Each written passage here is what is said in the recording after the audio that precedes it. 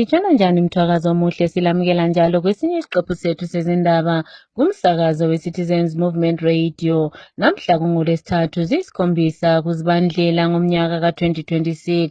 Indaba lizethulelwa nguKhethiwe Chuma. Kwezihamba phambili namhlanje, ibandla eliphikisayo likhuluma ngokuthunjwa kukaMaduro ilizwe laseMelika. Udubo lwandile ebantwini. Ibandla eliphikisayo lithi ukuqoqwa kwegolide kakuncedisi umphakathi. UGono utshela izakhamizi ukuba zingakhangeleli ukutshintsha komkhonomi kulomnyaka. Nanzi indaba zethu ngokugcweleyo.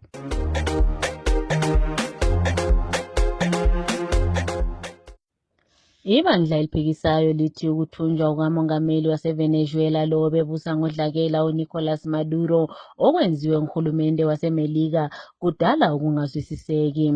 Usomlomo webandla eliphikisayo uPromise Mkhwananzi uthi ukuthunjwa kukamongameli waseVenezuela kwephula amalungelo enhlanganiso zamazwe omhlaba wonke, kodwa ngesikhathi esifananayo uhulumende kaMaduro ubesenguhulumende wokuganga njalo ongekho emthethweni.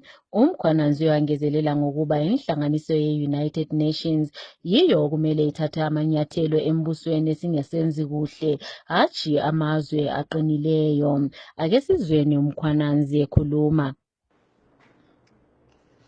Siyalandela ke isehlakalo esenzakale eVenezuela lapho esabona khona ke uhulumende we-United States esiyagumula ke umkhokheli esingathi ngomongameli weVenezuela emethesa ke icala lokuthi ubusa ungekho emthethweni.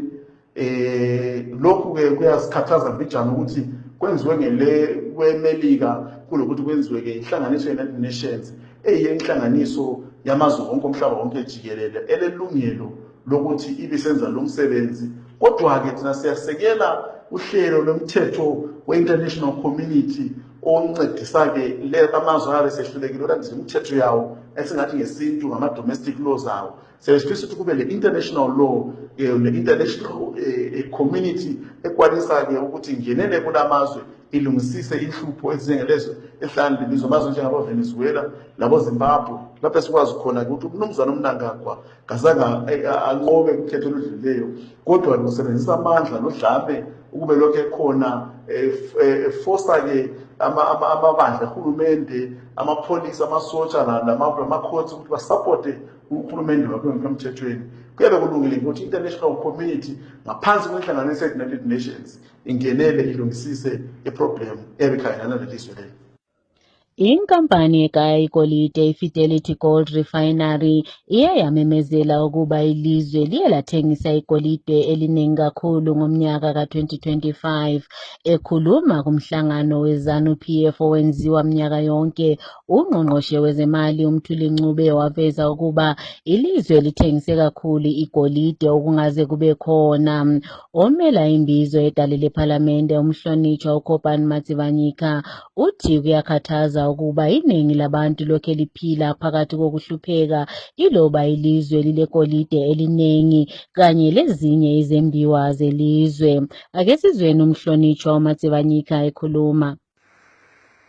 Zimbabwe in 2025 is characterized as a country that produced gold like confetti. Yet its people are left scrapping for crumbs. With the gold export soaring and reaching high levels, you would expect the prosperity from gold to trickle down to the ordinary Zimbabwe. But on the contrary, 45% of Zimbabweans are living in extreme poverty, while it's the elite cashing on the country's riches.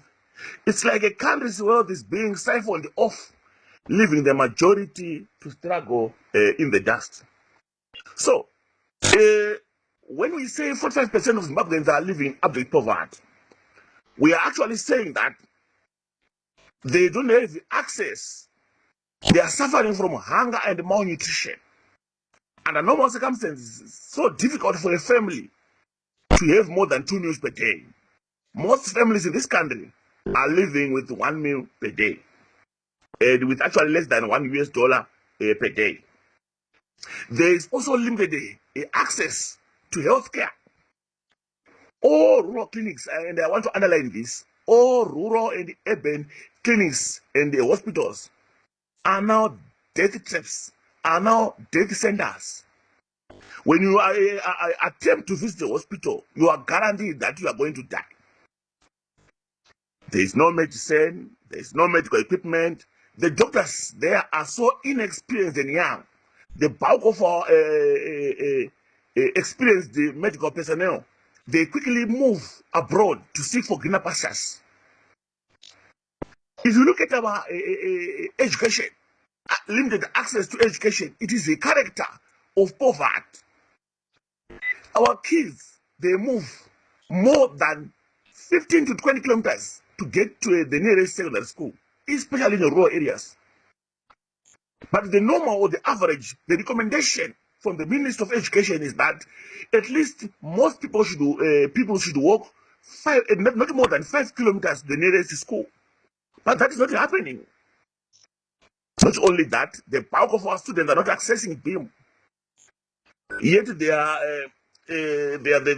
need to get a proper education. Who is going to fund for their education anyway? Government right now owes BIM over $98 million US as of September 2025. There is also a limited access to clean and potable water as a character of poverty. The Zimstat 2022 survey provided that around 38% of Zimbabweans do not have access to clean and potable water. In the 21st century, yet this country is producing a lot of gold, especially right now, when gold is around $4,000 per ounce in terms of the price, which is the highest since 2015. So you will find that instead of this country taking advantage of the gold boom, taking advantage of the gold prices and the booming production to ensure that the majority of Zimbabweans are well taken care of, the poor of this country are well taken care of, it is actually an indication that this government is not concerned about the redistribution of wealth to ensure that the poor and the meek, they deserve justice. The poor and the meek, they deserve support. The poor and the weak, they deserve government's intervention to ensure that they live normally, ensure that the poverty is reduced. Isiphathamandla sebandla eliphikisayo kanti njalo wayemela iLobengula Makwekwe edale lephalamende umhlonishwa u-Eric Gono uthi izakhamizi akumelanga zikhangelele utshintsho kwezomkhonomi lonyaka selokhu kubusa u-Emmerson Mnangagwa. UGono uthi uMnangagwa ubusa ngendlela yenkohlakalo lapho kuzuza khona abantu abaseduze kwakhe bese kusithi izakhamizi makhaza ziphile ngokudubeka. Ake sizweni umhlonishwa uGono ekhuluma. Akulathemba ngo-2026 nxa sikhangele i-presentation ye-Ministry of Finance bakhwezile ama-tax okutsho ukuthi le ntengo yezinto emashelifini ezitolo izakhwela. Ngaleso sikhathi umphakathi abaningi abasebenzi, intsha ikakhulu isingena kuma-drugs ngenxa ye-stress sokuhlupheka. Ngo-2026 ukuhlupheka kuzaba worse, okutsho ukuthi intsha eningi izabulawa ama-drugs lonyaka. Izisebenzi zikahulumende eziningi zithola imali encane kakhulu engakhona ukuphilisa imuli. Sibonile even ama-parastatals o-NRZ lapha koBulawayo lanamhla bakahola ezinye imali ezika-2025 okutshengisela ukuthi bayahluleka iyehleka i-government and isehleka injalo lokhu ifuna ukuthatha khona okulutshwana okusebantwini. So u-2026 uzaba umnyaka onzima kakhulu kwezemali nokuthuthukiseni kwe-economy yelizwe. Asikhangeleli lutho oluhle ngendlela abayiphatha ngayo. Umongameli wabantu Advocate Nelson Chamisa usevele waba lusizo olukhulu komunye wabalandeli bakhe asebekhule kakhulu ugogo Eva Ncube owaziwa ngokuthi ngugogo Khamisa ngokumbhadalela indleko zakhe zesibhedlela lapho ethola ukwelatshwa kwesinye isibhedlela sakoBulawayo esizimele sodwa. Ugogo Khamisa oleminyaka engaphezulu kwe1,000 kanti njalo uselesikhathi engezwa kuhle usethole ukuncediswa ngumongameli uMthelo Chamisa njengoba enanzelele ukuba izibhedlela zelizwe kazikho esimeni esiqondileyo yikho kumele adingele ugogo indlela ezingcono zokuba elashwe. Esinye isiphathamandla kubandla eliphikisayo uSithabile Mlilo segqugquzele omama ukuba baveze amanyathelo abo kumnyaka ka-2026 kungatsha ezitshiyeneyo. Umlilo uthi abantu besifazana kumele baziqoqele impilo yabo yokuphumelela ngokuhlanganyela kwezepolitiki ukuze babe lakho ukwenza izinqumo ezibalulekileyo lezi ezibandanyekana labo. Uye wakhuthaza njalo omama ukuba bakhulume lapho bebhekana lokuhlukunyezwa kanye lokwephulwa kwamalungelo abo. Ake sizweni umama uSithabile Mlilo ekhuluma. Salibonani babingeleli balaleli, sihlangana ku-2026 lapho engifuna ukuthi nje ngithi ngikhuthaze omama ukuthi bomama bakithi asikhangeleni ukuthi ku-2026 lathi singasaleli lapho kufunakala khona ukuthi sikhulume njengabomama sitholakale lathi sikhuluma lapho kumele ukuthi lathi singene lathi sithole esithi khona ngongama-position inyana lathi asingeneni bomama sitholakale lathi even kungabe kulapho esihlala khona emangadi ethu lathi sibe ngabo-chairperson sitholakale lapho kulaba ezikolweni sitholakale endaweni zonke. And ngikhuthaza futhi omama ukuthi khona lapho kufuna khona ukukhulunywa khona indaba ezokuthi khona kufuna ukwenza khona ama-decisions omama sitholakaleni sikhona ezempolitiki omama sitholakaleni sikhona sikhuluma lathi siphakamisa amazwi ethu kundaba lezo eziyabe ziqakathekile bomama. 2026 ngiyalikhuthaza futhi ukuthi khona lapha obona angazathi bayakucindezela bayakuchaya bayakwenzani khuluma ukuthi izwi lakho lizwakala bomama libona ukuthi indawo zonke sikhona khonapho ngithi khona kini again happy new year and ngiyalifisela u-2026 omuhle ozenza ukuthi mina lawe siphumelele. Ngiyabonga. Abahlukunyezwayo ngesikhathi kuzayiwa kukhetho lomnyaka ka-2008 lapho kwaqhamuka khona udlame olwaludalwa nguhulumende webandla leZANU-PF bathi bafuna uhulumende ababhadale impilo ezalahlekayo, izitho zomzimba wabo kanye lempahla eyalahlekayo ngesikhathi kuqhamuka lolu dlame. Umsakazo we-Citizens Movement Radio uye waxoxisana labanye ababekhathazekile ngaleso sikhathi eMwenezi. uHungwe lo owalahlekelwa ngumuzi wakhe owatsha waphela utshiswa izigelekeqe zebandla leZANU-PF. Ake sizweni. Zita ndinonzi Ngweyamos ndiri kutaura ndiri kuMwenezi district Masvingo province.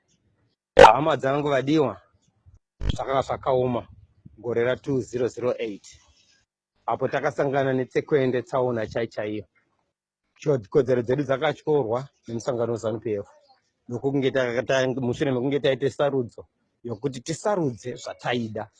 Sarudzo yedu isi tatine tariro yokuisa mutungamiriri vaMorgan Richard Tsvangirai somutungamiriri wenyika yeZimbabwe.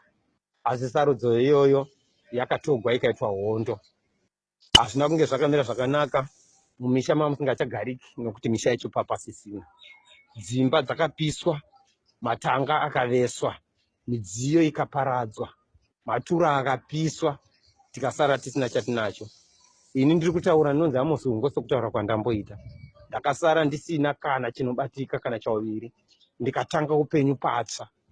Tariro yose youpenyu yandakagadzira yakaparadzwa. Naizvozvo zvinhu zvangu zvakaparadzwa zvazvine udzamu market value yakakura chose nokuti kana nezvitupa zvechikoro zvakapiswa. Nokuti kana tikagara pasi tichizama kuona ndofunga kumamiliyoni emaranzi ndinosvitsa midziyo yakaparadzwa.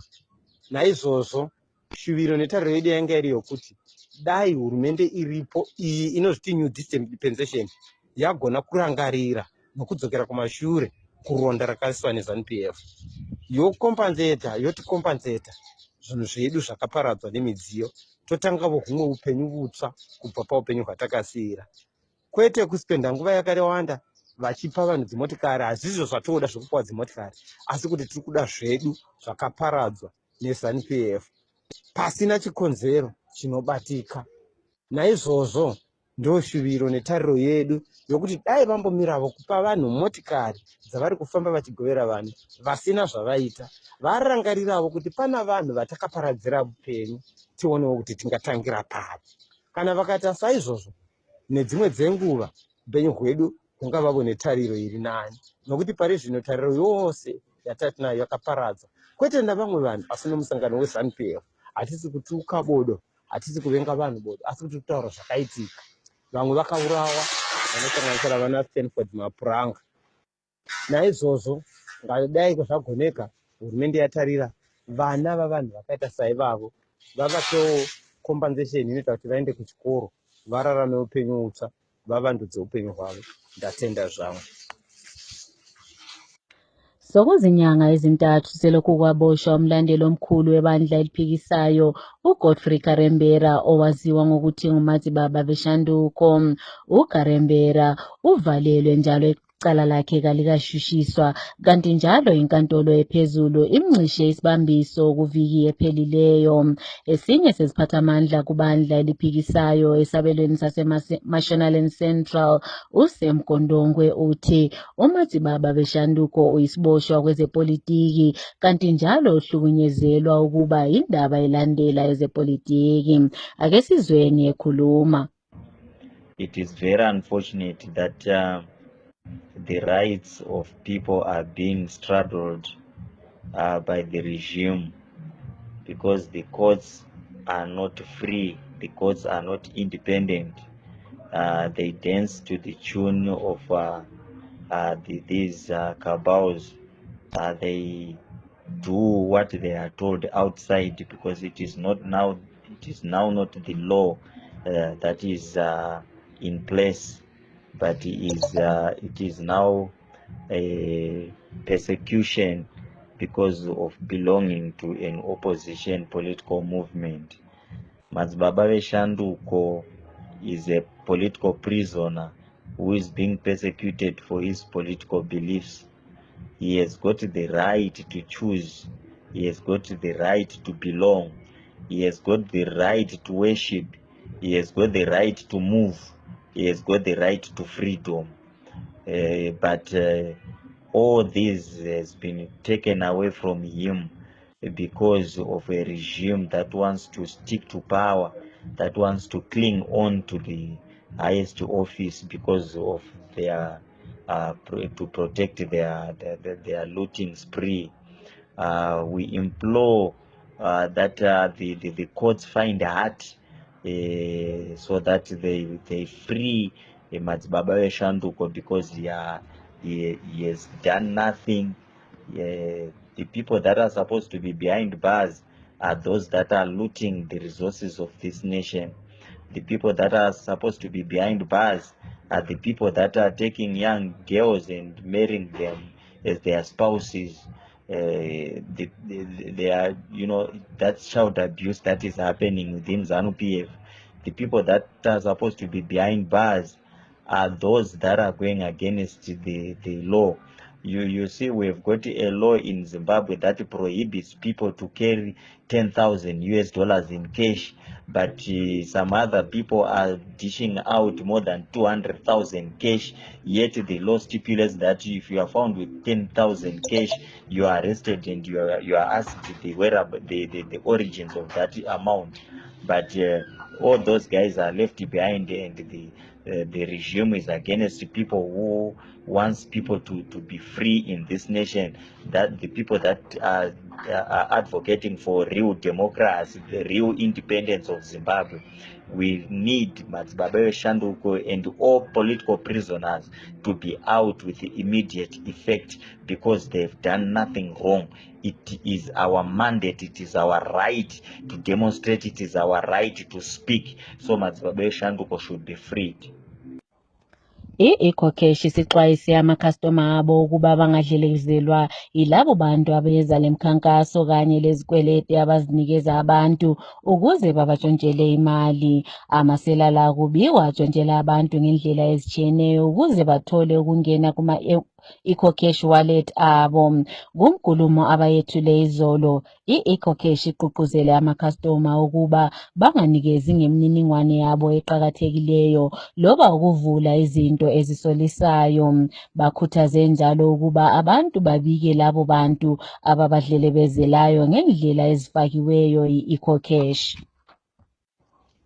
Izakhamizi zaseChipinge South seziveze ukukhathazeka ngesimo semgwaqo le abathi kayisahambeki ngenxa yokuna kwezulu elikhulu eselidale udaka olukhulu. Umgwaqo ohlanganisa iChecheshe kanye leMabe kubikwa vele kawusasebenziseki, kukanti ibholoho laseMurongwezi lalo lathathwa ngamanzi kumnyaka ophelileyo lokhe lingakalungiswa. Imigwaqo engekho esimeni esiqondileyo isiphambanise ukuhamba kwabantu kanye lezinto kumele zingene kulezo ndawo. Osomabhizinisi bakuleyo ndawo bathi bathwala nzima ukuletha izinto zabo ezizothengiswa eChecheshe, kanti njalo sebephoqelwe ukuba baqhashe izimota ezidulayo. Izakhamizi sezicele usizo kuhulumende kanye lalabo ababandakanyekayo okugoqela ilunga ledale lephalamende labo umhlonitshwa ohlatshwayo ukuba bazame ukuthola ukulungisisa imigwaqo le masinya.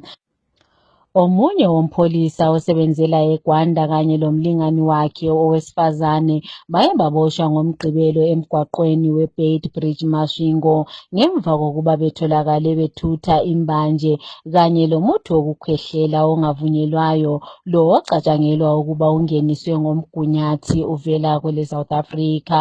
uLeonard Mashaba oleminyaka engama-35 kanye lo-Oprah Nomagugu Ndabambi oleminyaka engama-27 baboshwe mhla zi-3 kuyona le inyanga lapho bekusenziwa uphenyo khona ngesikhathi kukhangelwa izinto ezingena ngomgunyathi elizweni lapho bebelubhekise eMasvingo.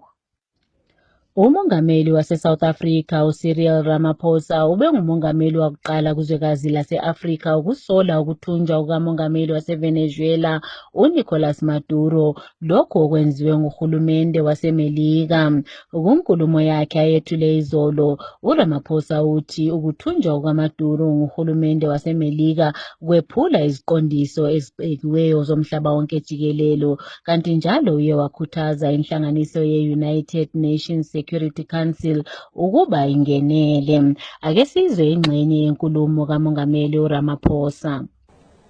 It is our commitment to international law and the United Nations Charter that informs our deep concern and action of the United States in Venezuela, which has undermined the territorial integrity and sovereignty of a UN member state called Venezuela. We reject utterly the actions that the United States has embarked upon and stand with the people of Venezuela. And we demand the release of President Maduro and his wife as well. We reiterate our call for decisive action by the United Nations Security Council to fulfill its mandate and advance. Ngesikhangele kwezemidlalo, iqembu elikhulu laseHarare Dynamos kubikwa selikhangelele ukuletha njalo umqeqeshi wabo owayekhona uCallisto Pasua ukuze azothatha isikhundla lesi esesitshiwe nguKelvin Kaundo. uPasua kubikwa ukwakhathesi esebenzisana lenhlanganiso yeFootball Association of Malawi IFAM, kanti njalo iDynamos kuzamele imthenge ukuze aphenduke. Kusenjalo umqeqeshi weChicken Inn omusha uTonderayi Ndiraya kubikwa elubhekise eSpain lapho azakuba lesikhashana esifishane khona eseVillarreal.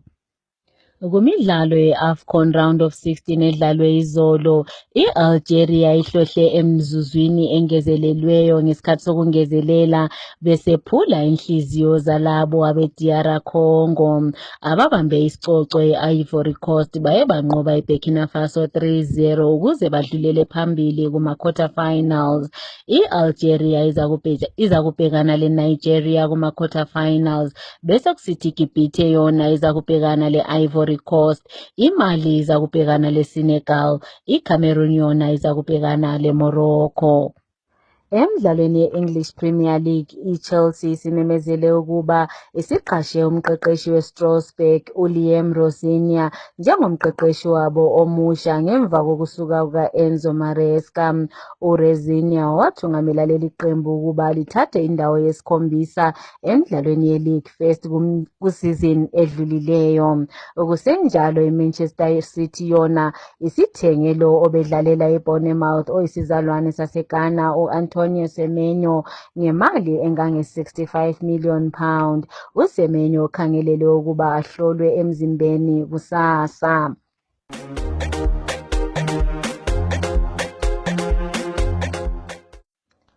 Ukuziphetha lezi indaba kumsakazo we-Citizens Movement Radio, nanze bezihamba phambili.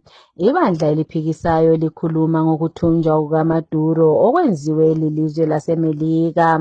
Ukudubeka phakathi kwabantu abaningi kusho ibandla eliphikisayo njengoba bethi ikoliti ethengiswayo ayincedisi umphakathi. uGono utshela izakhamizi ukuba zingakhangeleli utshintsho kwezomkhonomi kulomnyaka. Siziphetha lapha lezi indaba.